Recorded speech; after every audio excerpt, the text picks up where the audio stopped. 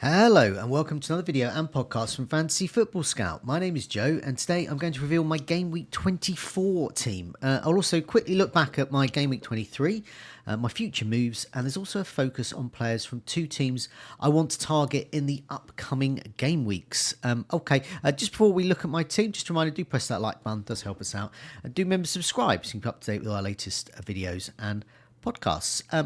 Let's have a look at how I got on in Game Week 23. Another good game week for me. So it's my second consecutive 50k rank rise. So I'm up to 170k now. So I was 270k a couple of weeks ago. That's quite good. I've sort of been hovering around this sort of thing. This is actually my highest rank this season. So I hope I can push on there. Unfortunately, Game Week 24 is coming up. It's a double game week. I have already used my triple captaincy chip early this season, and so I don't have that. So I'm up against them. I'm also up against those playing their assistant manager chip. Well, I'm not playing my assistant manager chip now, playing it later. Undoubtedly, it's going to bring extra points in. It could bring a huge amount of points in. It might not bring any much extra points in. But I would imagine many people going for slot. There might be some going for Moyes. So if those who go for Moyes and Moyes beat Moyes' Everton beat Leicester, and they also then beat Liverpool, and bearing in mind, I think Everton have got a pretty good track record in recent years against Liverpool at Goodison, and it is the final Merseyside derby at Goodison. So it's not beyond the realms of reason. And also, if you've still got Moyes there. You then got Crystal Palace and Manchester United, so you never know.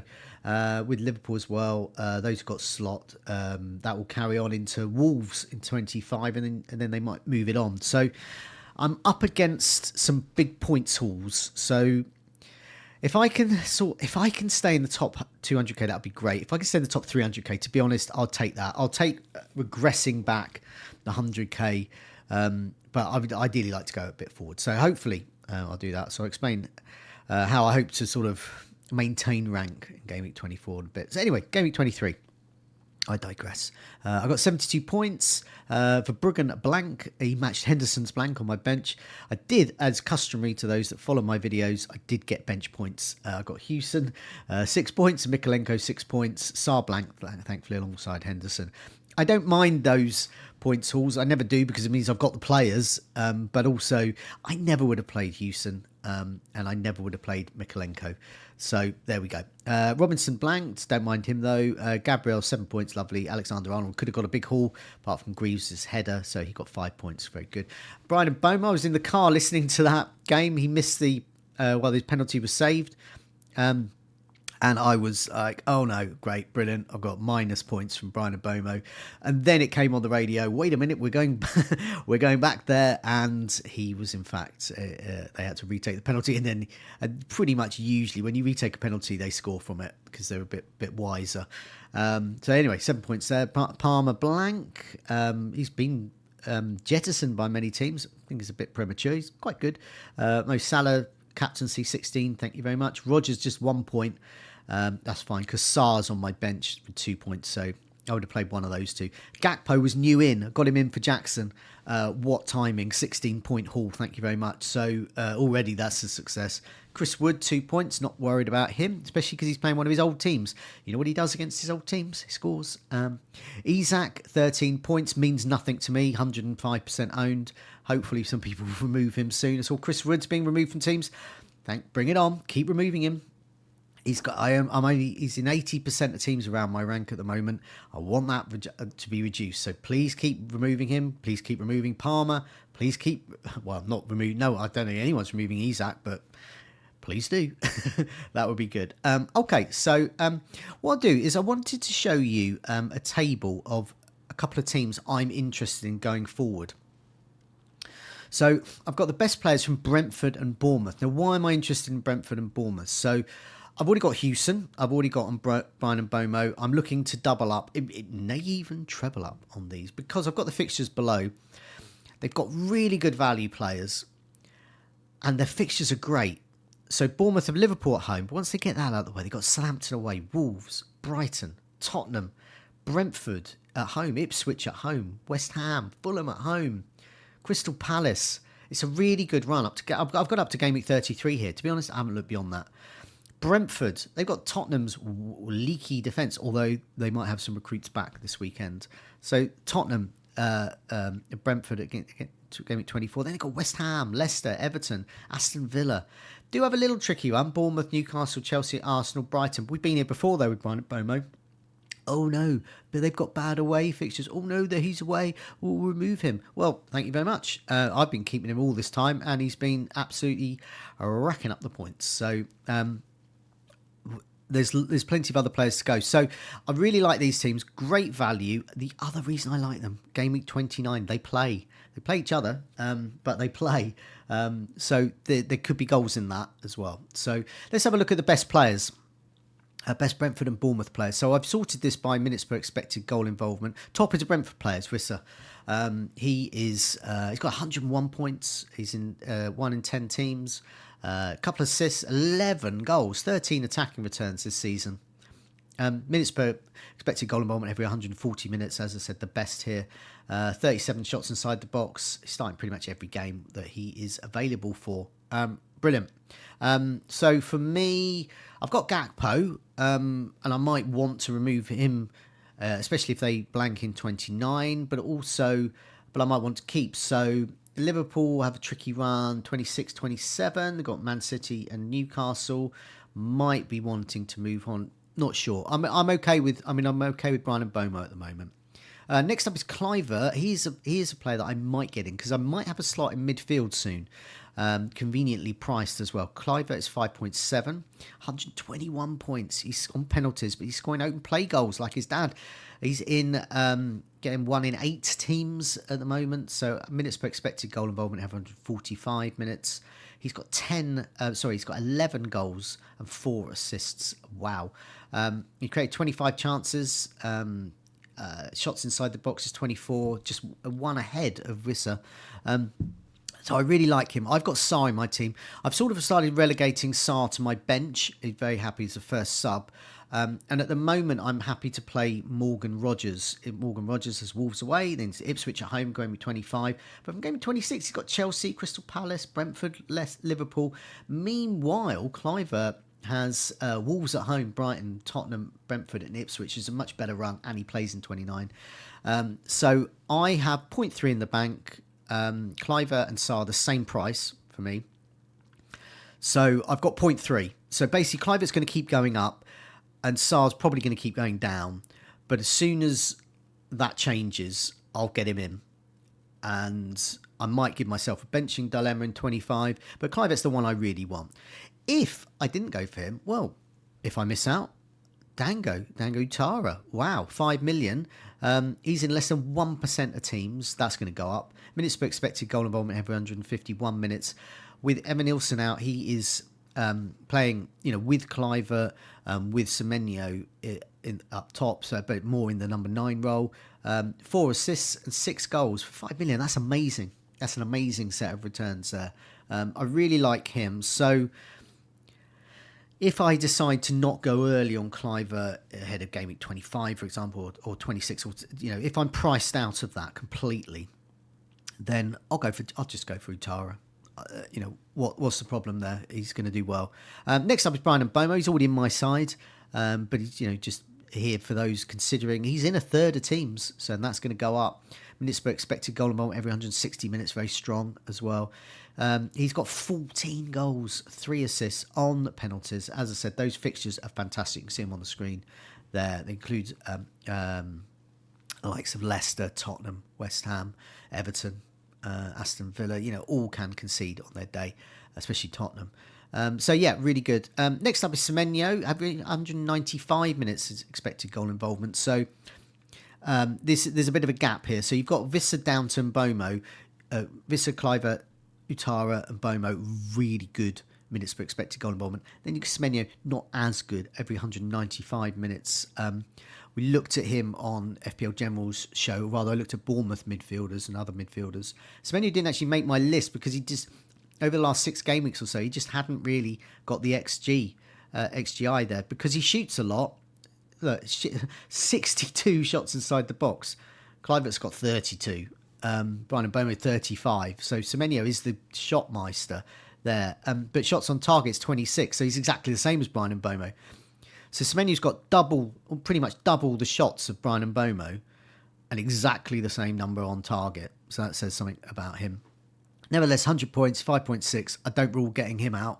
I mean, those of sitting him with your team, sitting with him in your team, brilliant. You know, just keep playing for the next lot of fixtures after Liverpool, especially. Really good here. Now we've got a bit of a drop off here. I've got some defenders in this list. But they've got actually for defenders, they've got quite good minutes per expected goal involvement. So they're in here. Top is Hewson of this bunch. It's just 3 defenders I'm going to mention here from these two sides that I think are really good. I've got one of them. I don't rule out getting another one. So Hewson, he's 4.4. Ever since he's come in, I don't think they've lost a game. His ownership's only 4% of teams. Wow. I've had him on my bench like this last week, and so I've missed out on some of those points, but I have got some other lots of his points. 11 chances created, 9 shots inside the box. That's pretty strong, considering he's hasn't played all season. He's only played 12 games. 2 goals already. That's exactly what you want, especially with that run of fixtures coming up. So a great asset to bring in. Collins is next for Brentford. He is in Tom Freeman's team. I'll do a video with him each week where he talks about his team reveal. And we're all, I'm always surprised. He's not surprised, but I'm always surprised that he gained points from Collins. But yeah, on his bench this week, but it was 7 points again. So he's got 12 shots inside the box. He's got 2 goals. And get this, 5 assists. This guy's got 7 attacking returns. I'm not hearing him being mentioned on any other podcast. Only Tom Freeman is mentioning him. Okay, I'm the next one to mention him. 4.5. I do not rule getting him in. He plays in 29. Got great fixtures coming up. And, it's unsustainable. So he's created 7 chances and he's got 5 assists. But 7 attacking returns, 4.5. Cannot be ignored at all. And the last name's Kirkes. It's 4.9. I don't like that 0.5 difference over Hewson. I don't think he's worth that. His minutes per expected goal involvement says that. So Hewson's every 527 minutes, and then Kirkes every 921 minutes. But he has created 22 chances. He's got 3 assists and 2 goals from his 23 starts. So he's had 11 more starts than Hewson, but nevertheless, he has had 3 assists in that time. Another strong option. I like all of them. I wouldn't mind all of them on the side. I can't have all of them, but yes, I do like all of them. So let's have a look at my Gameweek 24 team reveal. So I'll put that up. So I've got a picture of Salah here, so he's my captain. I'm not triple captaining, so he's going to be over 200% owned probably. So I hope he fails. I've already made my move. I made it on Sunday. I got Pickford in. I've had enough of Verbruggen. I've gone for Pickford and Henderson. So the final part of that Fleckergun IKEA double up I've had is now gone. Flecken gone, Verbruggen gone. I've got Pickford in. I thought his price was go up, and as you said, I'm a bit tight for cash. Every 0.1 I can save at the moment is another week. I don't have to have that benching decision, and I can still get the likes of Cliver in. So we'll see how that goes. But anyway, I've made that move. I've got 2 free transfers in the bank still. I had 3 and now I've got 2. And my aim, as we'll show with the fixtures, is to start building up. It's to use some transfers, but by 29, go into that with transfers. Say I'm 4 players down, use those 4 transfers. That's what I'm looking at. And try and keep my best players if I can. So I made that move. Pickford double. Brilliant. I've doubled him up with Mikalenko. I think there could be clean sheet Leicester. And there's a huge amount of clean sheets by Everton against Liverpool at Goodison in recent years. I think they've got 4 or 5 in recent years. I think you can check that out. Please do leave a comment about that. But yeah, they're not too bad, not too shabby. So I don't mind that. Mikalenko was already in my side, but I do like the save points of Pickford, even if they do concede. So happy with those 2. Gabriel against Man City. A lot of people benched him last time out. He played Man City. And what did he do? He scored. So I'm playing him because I got his points that time. I want him again. Alexander-Arnold, brilliant. Assist potential, clean sheet potential against Bournemouth and Everton.